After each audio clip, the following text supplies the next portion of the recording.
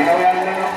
በዚህ ዓመት በ2018 ዓመተ ምህረት የሕይወታችን ብርሃን አናትን ጥቆ እየበራ እያየነው ነውና እውነት ሀገራችን ኢትዮጵያ ሰላም እንድትሆን ለሀገራችን ፍጹም ሰላምና ተስፋ እግዚአብሔር የሚሰጠን በመመኘት ጭምር ነው።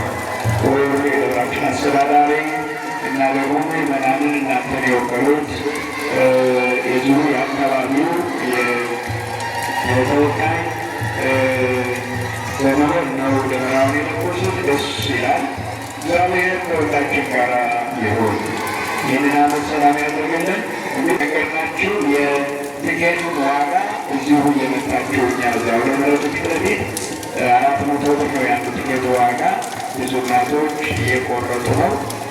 በዛው በረከት ነው። ሁለት አይነት እድል ነው። አንዱ እዛ ቤተ መቅደሱ ለመገንባት አንዱ መንገድ ነው፣ 400 ብር ማለት ነው።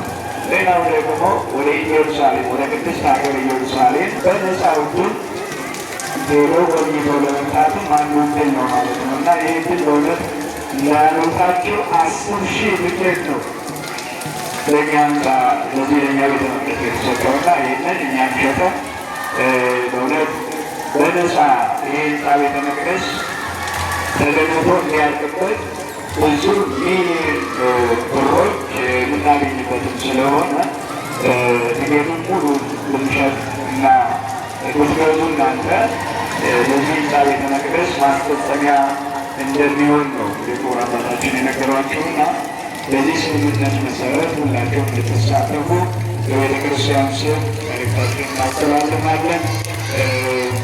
እዚሁ ደመራ አካባቢ ያላችሁ በተለይ ህፃናት ራቅ በሉ።